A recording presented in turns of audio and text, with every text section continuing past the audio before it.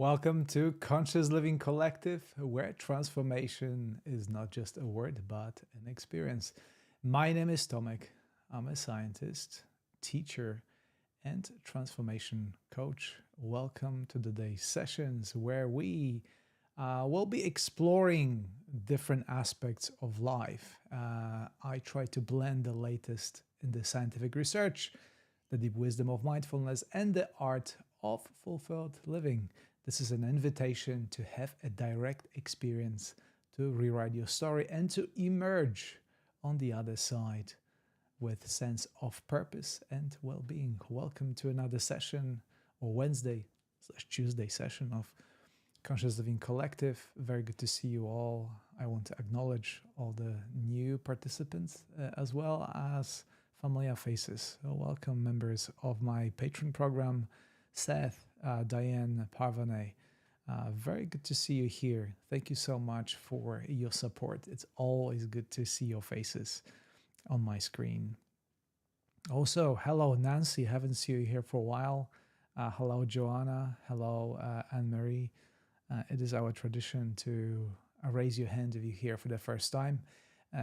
We continuing exploring theory of self-actualization by Abraham Maslow. For those of you who are joining this for the first time or haven't been here for a while, that's what I've been using as a platform to explore different important aspects of our life. And for those of you who are not familiar with the theory of self-actualization by Abraham Maslow, he starts his divagation with the pyramid of needs, or the hierarchy of needs. That starts with basic survival instinct, shelter and food, the physiological needs, the sense of belonging, self-esteem, even things like God. But ultimately, he aims towards ask the question, what does it mean to be a human being? And what does it mean to use human potential to in a best possible way, how to achieve self-actualization. He asks questions, what does it mean to be self-actualized person? And for those of you who missed my sessions before, do not worry, they are all recorded and are available on my YouTube channel, so feel free to look back. I think we had a very good run with this series, and we have already covered a lot of ground. So please do check them out there.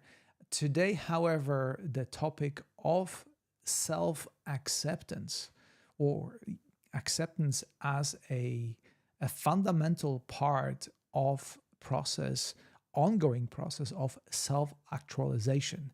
And I decided to use a catchphrase that Tara Brach decided to make a title of her very famous book, Radical Self-Acceptance. If you haven't read this book, it is truly transformational. Tara Brach is also a teacher here on Insight Timer. I don't believe she publishes much, but her library is pretty extensive. So I'm sure there are many meditations on self-acceptance. If you go to my profile on Insight Timer, you will find, if you type my name and acceptance or self-acceptance or self-criticism, you find at least 10 or more meditations on that topic. As a matter of fact, if I choose to create meditations only based on self-acceptance, I think I would have a lot to say and I would not run out of guided meditation. So for those of you who are joining for the first time, there'll be a discussion part right now when I introduce the topic, and then we will meditate. And we will meditate on self-acceptance. And on that very note, I just want to share a personal story that plays the theme of self-acceptance. It goes without saying, I'm not a very self-accepting person. On the contrary, I could write a Ph.D. thesis, not in isometric catalysis, which I did on the subject of chemistry, but on self-criticism. It certainly would be another 250 pages of volume, me being self-critical of myself and different aspects of your life. So I ask you right here at the start of this session, what are the aspects of your life that you are the most self-critical of. But let me start with myself, because my self-criticism is very extensive. And it starts with me being here. I'm always very self critical about the content I produce, about my sessions, the way I express myself. I always want to make sure that you will receive the most accurate, helpful content, both scientifically and from the perspective of being hands on material, as in practical for your daily life. And when things are not going well, the self critic in me is raging. And as an antidote to that self criticism is the topic of our today's session, which is self acceptance. And self acceptance is important because it helps me to recognize that the session that I'm having with you is beyond just the content. The recognition that self-acceptance comes from the recognition that you are a big part of this session, and that without your participation, it wouldn't really matter what I say. So the content of the session, it's only partial, it's only part of it. The bigger part, I would say, is your attention that you're investing in me and in yourself in this very moment. That's why I call it conscious living collective and not just conscious Tomek or conscious living Tomek.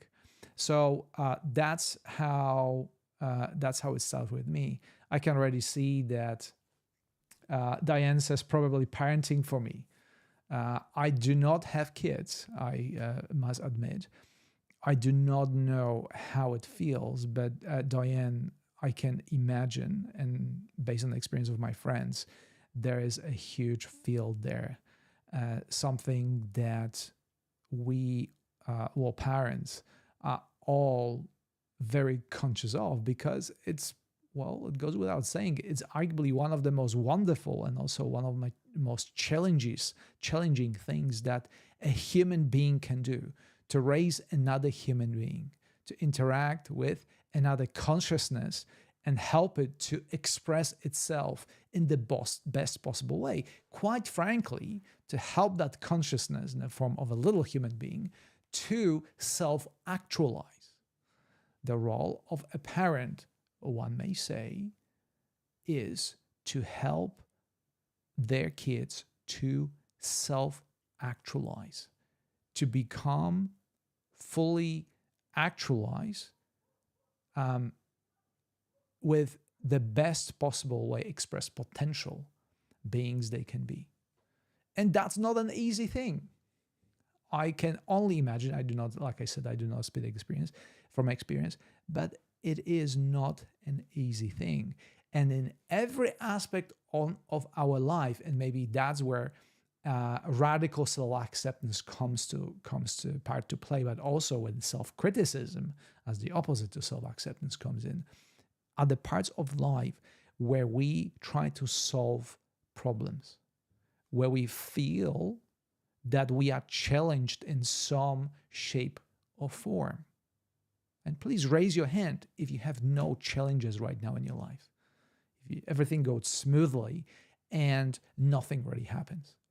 If you look at my previous sessions of talking about self-actualization in the view of Maslow's theory, facing challenges of life, it's one of the fundamental aspects of self-actualized people. Self-actualized people are not afraid of challenges. They accept them as an integral part of their life, and they use them as a platform for growth and self-actualization.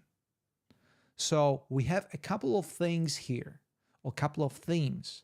The theme of self-acceptance that goes hand in hand with self-criticism. We have problem solving and facing inevitable challenges that life brings to you, and facing them with the attitude of acceptance, but also growth, as treating them as an opportunity for growth. And I think speaking of self criticism, the small amount, the right amount of self criticism can be very helpful. Can help us to not simply surrender mindlessly, I wanted to add, or unconsciously to everything that comes, but help us to improve on existing things. I'm sorry, I just got some just happened to have something in my mouth. I'm sorry. So self-criticism, a pinch of it, like a good recipe, you need to add a pinch of salt to every dish in order to bring up its flavor. And I think self-criticism is, if used consciously, can help us to move forward with in a better way, facing our challenges and solving problems. However, if the self-criticism, like it happens to every and each of us, becomes simply a force that stops us from facing those challenges, like classic example, I'm not enough, I can't do it, it's hopeless, right? So going from being resilient, again, another aspect of self-actualized people, being resilient in the face of being afraid of something, it's still doing it, or performing in the face of fear. Do not self-critic can induce fear that then is overwhelming, and that's what self-acceptance is important. And I think that the self-acceptance in this particular aspect of facing challenges in your life is important in a sense to recognize once again that challenges are inevitable. Every single person, rich, poor, healthy, unhealthy, beautiful, not so attractive, and obviously beauty is in the eye of the beholder. All aspects of our life, every single human being faces challenges. And the moment we start recognizing that this is an inevitable part of life, self-acceptance it's a part of the process.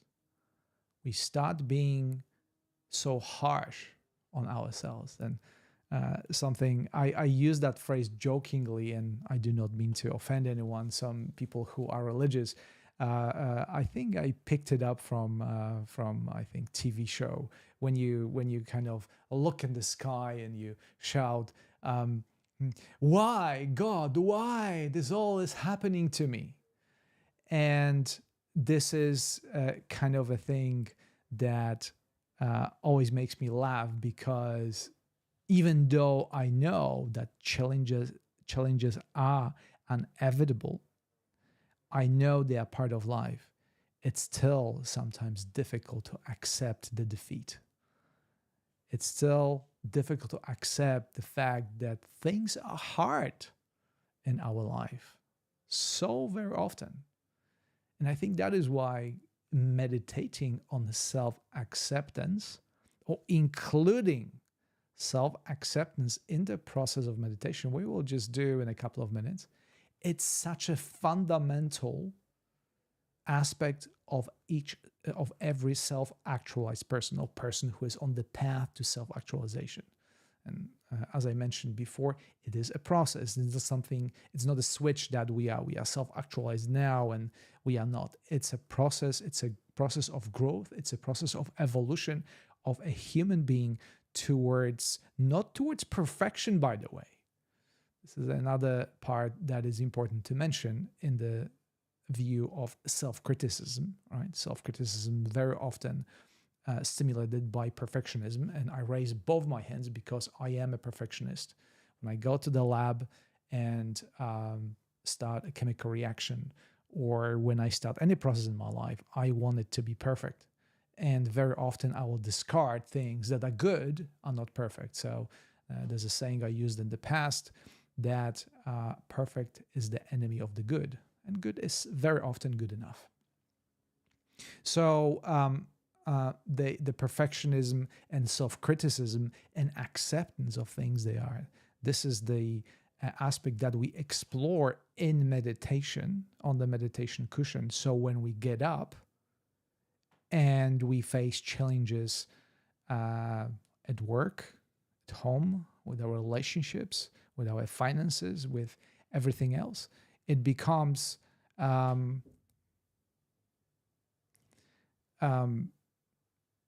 I just got distracted by someone knocking on the window. I don't know what's that about.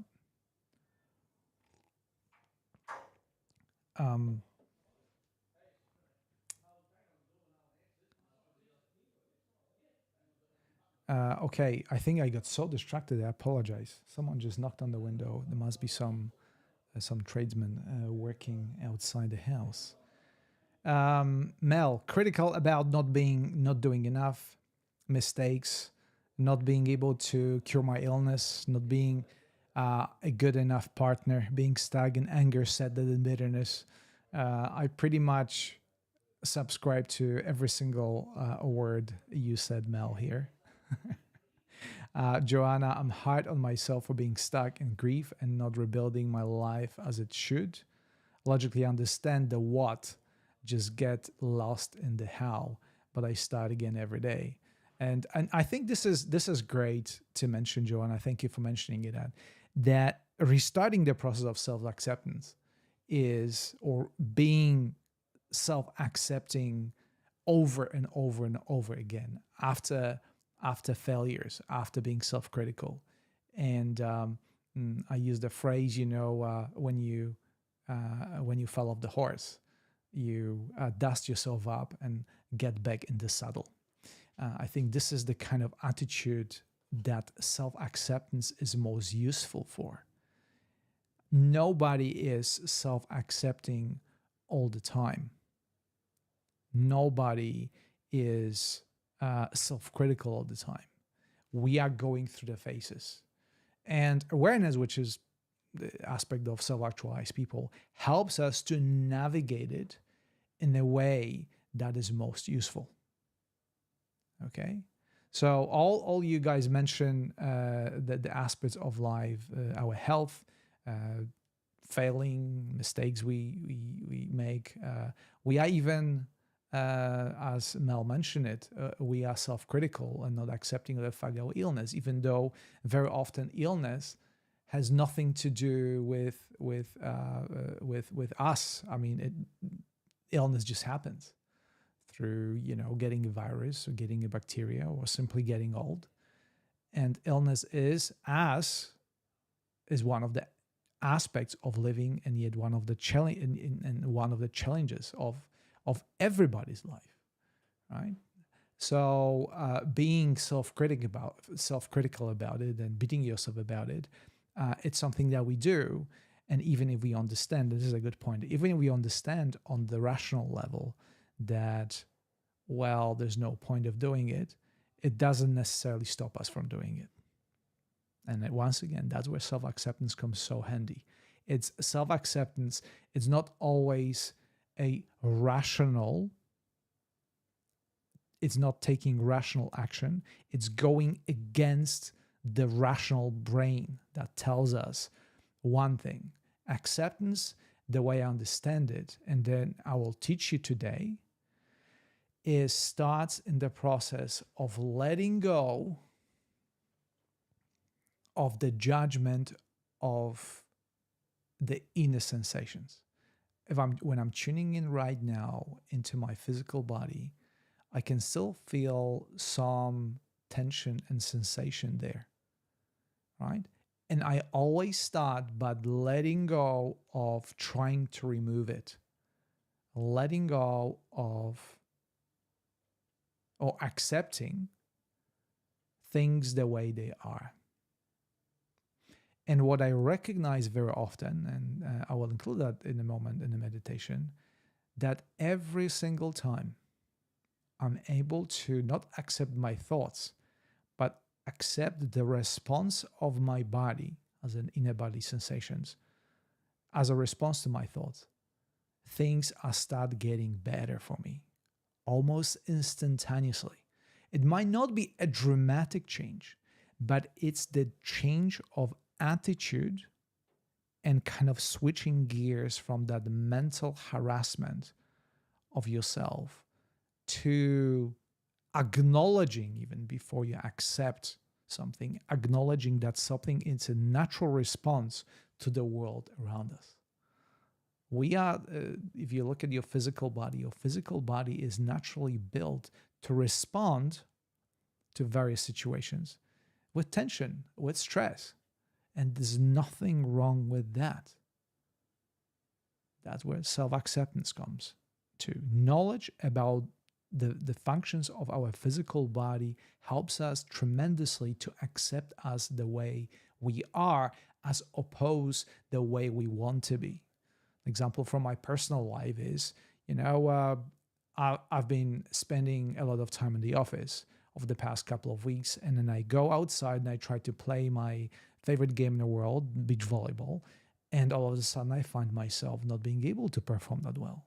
I'm a bit sluggish, my energy level is not that great. I do want to jump high and play well and be fast, but I'm not. And I look at myself, oh, well, I spent a couple of weeks in the office exercising because of the weather conditions, less than usual. And this is a natural response of my body, slowing down, decreasing the energy output, so to speak. But I know for a fact that if I continue and, again, support my body in the best possible way, treating my body well, exercising more, it's going to come back to that level. So, for instance, when we have stressful jobs, when we're dealing with difficult relationships, in many aspects of our life, our body and mind kind of responds in the most natural, healthy way. But our mind very often rejects that fact that, I'm getting stressed, I'm getting sick, I'm getting such and such. If you look back at your life and what happened in your life, you may finally very often realize, wow, this is actually a very healthy response to unfortunate circumstances that I was being exposed to. I think Gabor Mate, if you know him, a phenomenal scientist, that most of his work is around addiction. I really love, I'm not sure why I'm bringing the topic of addiction here, maybe because self-acceptance or radical self-acceptance is such an important part of getting out of addiction. But how he defines addiction was always fascinating to me. Until I started reading the works of Gabor Mate, I always thought about addiction as something absolutely the worst thing that can happen to a person. It's that unhealthy habit that has a potential of ruining you and ruining your life and ruining your life around you. But what Gabor Mate said that bring me a lot of acceptance to my unhealthy habits and my small addictions, so to speak, was the fact how he defined it. And he defined that, particularly when we're talking about the addictions that are maybe most common. I do not want to put everything into one bag, but say a addiction to sugar, addiction to drugs, and then sugar or unrefined sugar being a drug. For those of you who don't know, white sugar binds to the same receptors as cocaine. So in a nutshell, if you go to a shop and most of the products in the shops have added sugar, they adding drugs to your food. As simple as that. Nobody talks about it. Everybody accepts that sugar, it's okay, but sugar has exactly the same mechanism of addiction as cocaine. And yet cocaine is illegal, and sugar is not only not illegal, but it's widely accepted and added in copious amounts to pretty much everything you eat. Anyway, coming back to addiction. So, food addiction, sex addictions, drug addictions.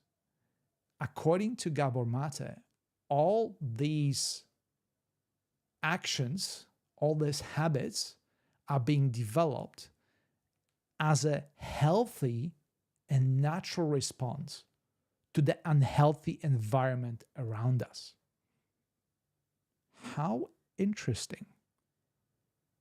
Understanding the environment around you that very often you have not chosen, like not all of us, particularly as we grow up as kids, have choice of the environment we're being brought up with. We respond in a healthy way to an unhealthy environment. And it happens that that response is also brings us a lot of trouble. But addiction, when looked from that point of view, from the point of view of accepting the situation as a healthy response to the unhealthy environment, helps us to, well, to battle our addictions in a completely new way. Completely new way.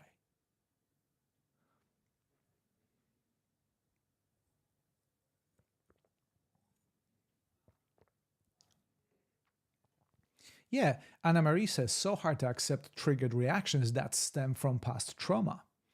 And now the question to ask yourself, were you able to control the situations that happened to you, particularly in the early childhood or whichever trauma was? Were you completely responsible for those situations? And very often the answer to that is no. And when you actually go through that self-reflection, through process, as we said in one of the sessions, of cognitive reframing what happened to you, not being not with fault of your own, you might start recognizing, if this is not my fault, what can I do to change it now? To what extent I have ability to change my environment? And maybe when I change my environment, my responses will also change. So this is, well, a very interesting topic, I must say. I don't know why I went this path, but maybe there's something there that needs to be addressed. What do you guys think? I want to look quickly at the comments before we start meditating. I always love our discussion here, and I love when you participate. Hello, Tatiana. Yeah, Giovanna says I could be more tolerant and forgiving and less judgmental.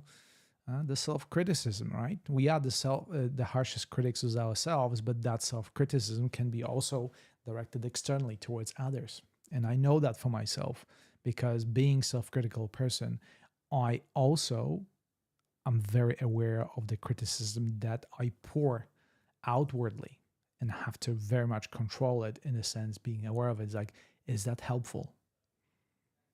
Is helpful when I think that whatever happens around me, it's not the right way? How is that helping me in my own life anyway? Seth, critical of past action at the expense of the present moment. Beautifully said, Seth. This is the cognitive reframing I'm talking about. When you find yourself being critical about the past, see how much of the present, of the now, you are losing. And are you willing to take this trade? Is this trade good for you? Very well said, Seth. Thank you so much. Viviana asked about, it's Gabor Mate. I will definitely acknowledge him here. Gabor Mate.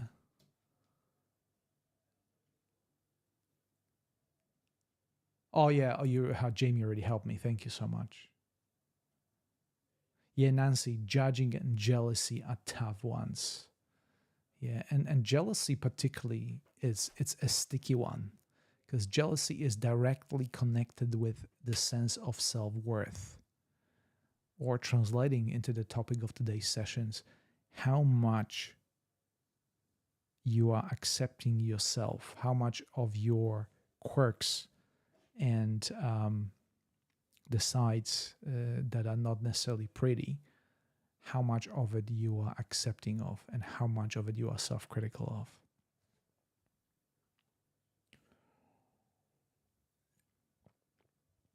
Yeah, so before we jump into meditation, I want to. Oh, Chantal said something interesting. I see triggers as an opportunity, although uncomfortable. Usually it's a message or a sign to heal and feel healing. I have 7 years clean and sober. Oh, yeah, now I see why there are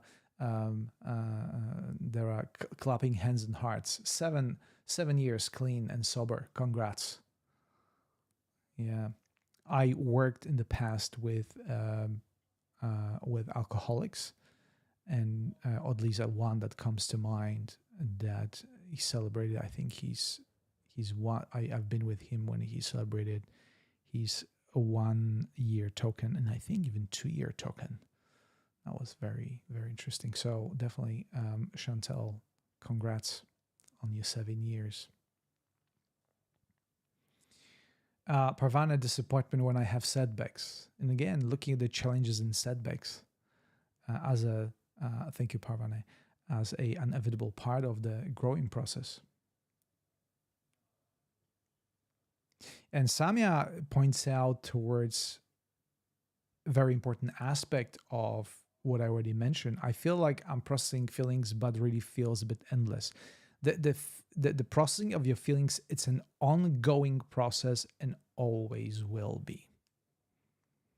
There's no, in the life of a human being, there'll be no time ever where emotions cease to exist. We are not here to remove emotions from the picture. We are continuously learning to accept the emotions for what they are without being identified with them.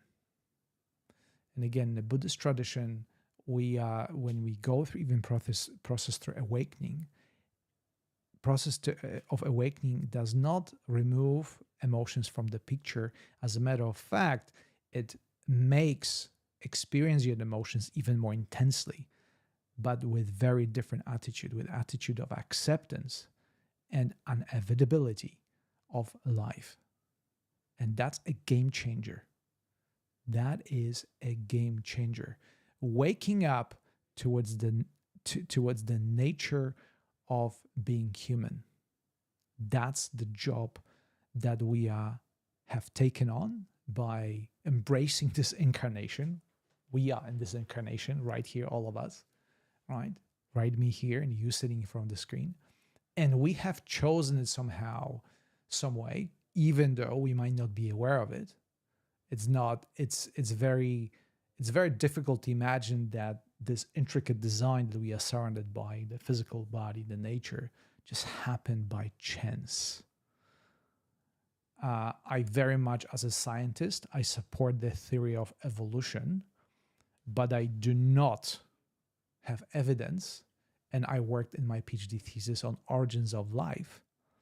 I did not find evidence that molecules or atoms are randomly bumped into each other and end up after 14 billion years being me talking to you. Statistically, that doesn't make any sense. And that's why I'm much more convinced that consciousness, which is the non-physical aspect, or it's a physical, it's expression of consciousness, but consciousness, the primal non-physical ingredient or acting or agent that is involved in all we have. And I think maybe that's the part of self-actualization, to be able to recognize that. once we did the work on our emotions, self-criticism, once we danced with self-acceptance, perfectionism, addictions, past traumas, current traumas, and so on and so forth.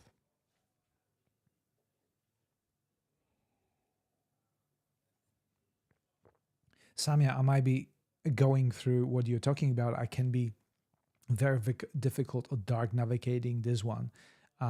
Thank you for what you do. Well, thank you, Samia, for sharing what you're going through. And this is very important in the process of self-acceptance. Self-acceptance as everything, every aspect of self-actualized person are the skills that we growing, improving, and evolving as we go through life. It's not something that we come with in the package. It's something that we develop. Process of being human, it's process of evolution, as in bringing more order to disorderly emotions, thoughts that we are all experiencing on a daily basis. That's the only thing that we can do. There are very few aspects of our life that we can control. Very few. I always at this point I give an example of, ask yourself: do you circulate your blood? Do you digest your food? Do you control your nervous system in any significant way? Once it is called autonomous nervous system for a reason. It means that you have nothing to say about it, right? It just does what it does. So basically 99.999% of all the processes that are happening in your body, you have no control of. They're just happening. And as a scientist, we can discover what they are. We try to understand what's happening inside. But that doesn't mean that you gain any control over what is happening. So I think what I want to say, Samia, that meditation that we will just do in a moment will help you to at least begin the process of down-regulating your nervous system and rewiring your brain and your entire body for being self-accepting, more self-accepting. It's an ongoing process. Every time you sit to meditation and you, as I very often say to myself, wrestle with the coming thoughts and feelings and gradually let go of that wrestling process.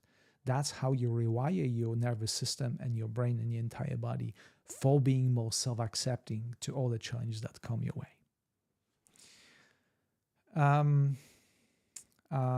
Hey, Blossom Violet, good to see you here.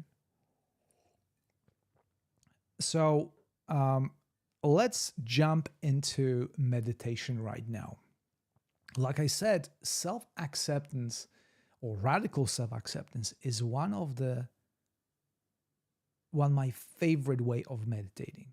As a matter of fact, my personal practice each and every day includes self-acceptance as an important aspect of being present in non-dual awareness.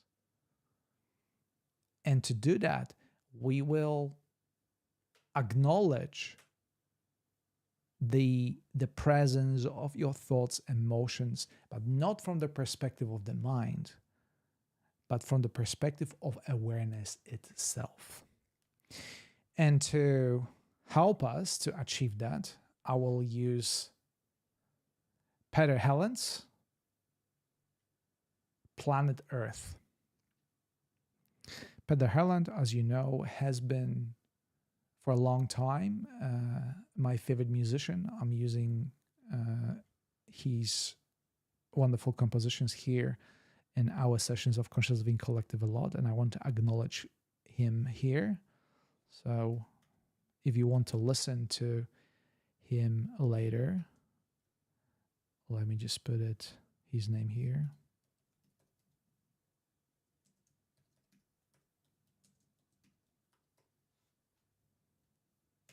All right. So I'll switch us to the meditation screen.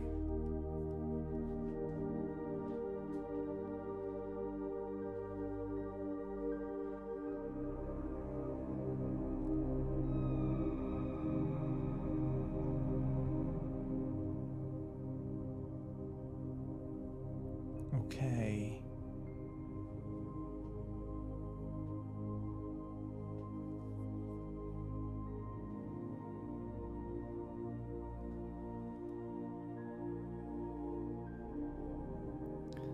For those of you who joined us recently,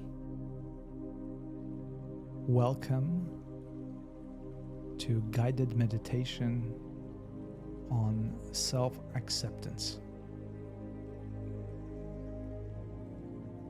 Make yourself comfortable and at ease.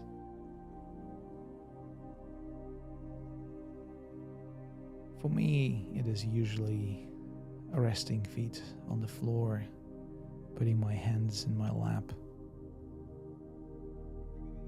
sitting upright, gently rolling my shoulders, dropping them away from my ears. Since my jaw very often holds a lot of tension, I let it go limp. My face soft. Allow my eyes to close. And that's a great start for our exploration.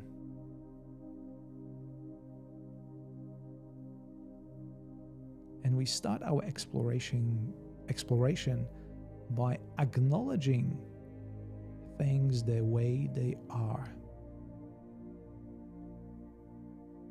Acknowledging that most of the things we are out of our control, and only some of the things we have influence on.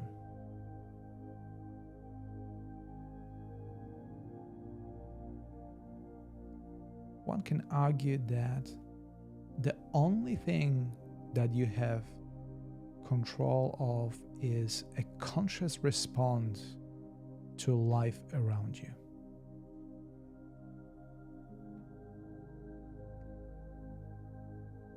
So imagine right now that there are no problems to solve. How would you respond to the situation like that?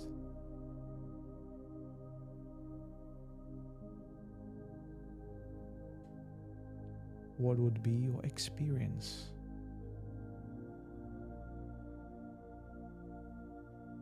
Your physical senses that define reality around you are tuned down, so the inner experience come forth, the introception, perception of your inner feelings, emotions, sensations.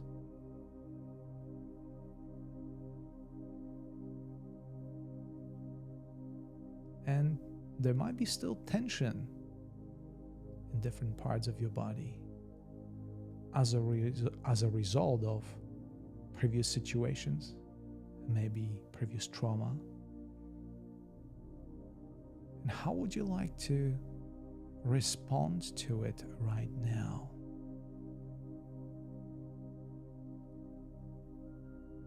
Would you fight it? Or would you rather be it as is? And by doing so, accepting the inner reality of your thoughts, emotions, feelings, and sensations.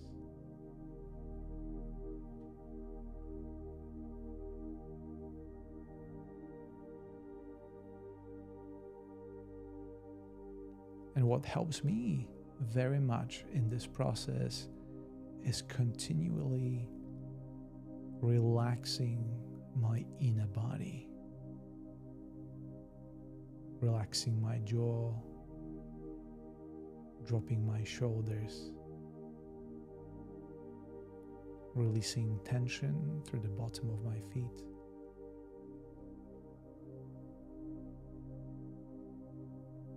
Allowing life to happen to me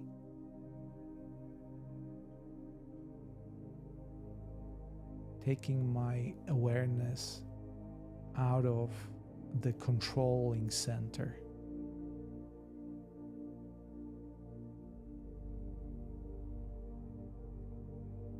Observing where your awareness travels,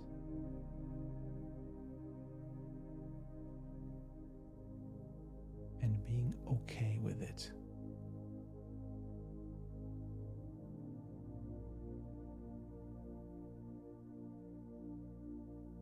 Thoughts, emotions, feelings, sensations. Simply allow them to come to awareness.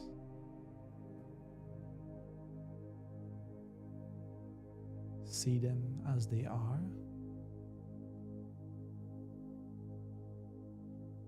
And observe them moving away.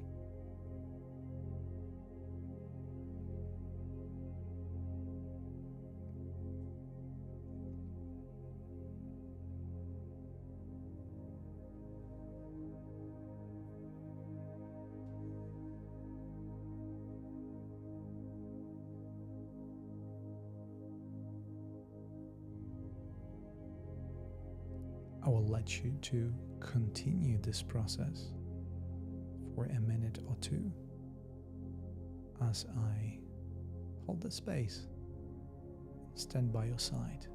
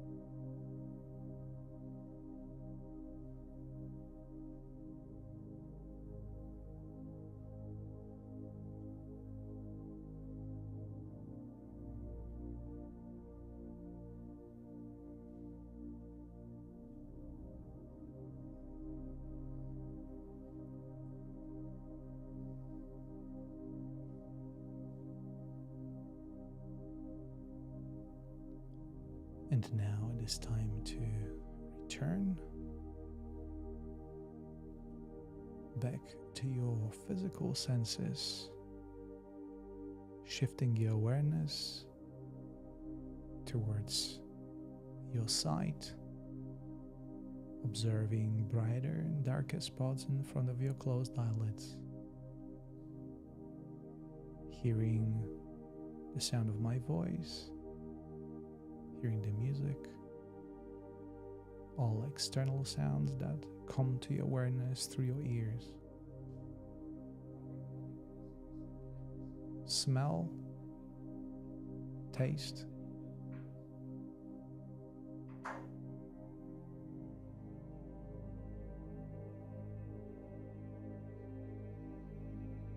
and finally sense of touch, expressed through the boundaries of your physical body and how you are connected with the space around you. Feel your feet on the floor, your hands in your lap, feel your sit bones, your lower back, your upper back.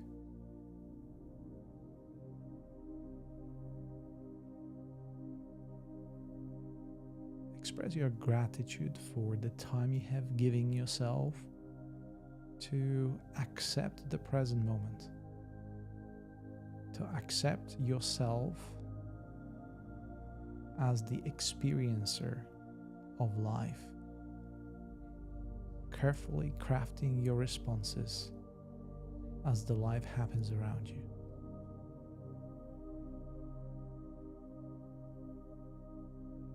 You may check in how it feels for you right now.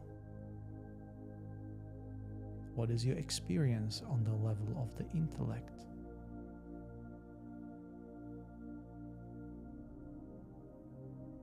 Know that you may come back to this exploration anytime you choose.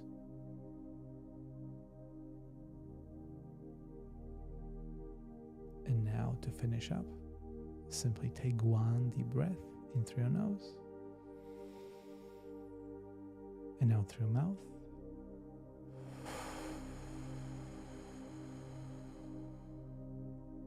And when ready, in your own time, open your eyes and welcome back.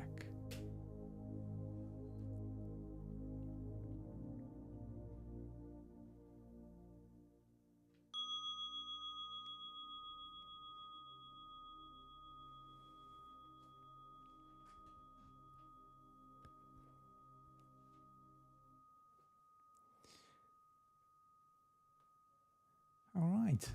Thank you so much. Thank you for meditating with me. So what do you feel right now? If you were to describe in one word your experience right now from the perspective of the intellect, what would that word be? Anna Marie soft, Serena tender, Viviana calm, Samia beautiful, Joanna peace, Blossom Violet oneness, Jamie okay, Karen calm, Nola acceptance. I dare say that all the descriptions so far are very positive.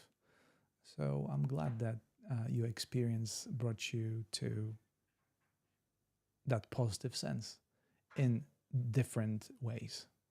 That's truly wonderful. Samia, I wish I could stay in that space longer. Well, you can. It might be not easy. It might take an effort, the more effort at first and less later. But that's, I think, what we do as self-actualized people on the path to self-actualization, which is the theme of this past couple of sessions. To accept life the way it is and stop fighting it so hard. And again, I understand how difficult sometimes it may be, and it takes a little of effort, but ultimately that's the choice that we make. This is the last session for this year, last session of Conscious Living Collective. I'll be taking Christmas and New Year's break, and I'll come back to you after New Year. So I want to use this as an opportunity to thank you for your presence of the past year with Conscious Living Collective. It was really a fantastic ride. I really enjoy these sessions, and for those of you who are attending on a regular basis, you saw that I actually double the number of sessions because I think something good is happening here, something of benefit, certainly for me, and I also hope for you. I want to thank you for all your donations, literally hundreds of donations that you offered me throughout this year to support my work. Without your support and your attention, this work could not be possible. I really want to acknowledge my patrons, or the members of my patron program, that we've been meeting now for over 4 years. And certainly the last year was the best year yet. I want to acknowledge your presence here and your tremendous support. in all what I do and helping me to grow with you. Thank you so much. I'll obviously not leave you with nothing. Please do go to my profile and check in meditations of self-acceptance. For those of you who, like myself, dealing with the self-critic, there are quite a few of those as well. Simply type in self-criticism or acceptance with my name, and you'll find quite a few helpful meditations that you can use for your personal benefit.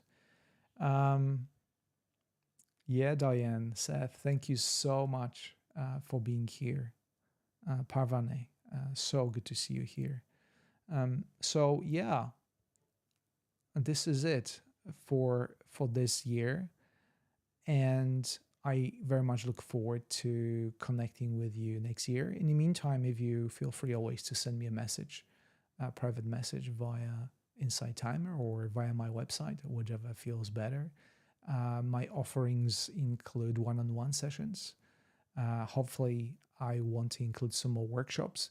And maybe one more announcement, and this is very specific to my New Year resolution, even though they say they never work or they done by the end of January. I have one New Year resolution that perhaps you can help me with. I want to start a in-person meditation group here in the Sunshine Coast in picturesque Mulaba Beach. We'll be meeting once per week.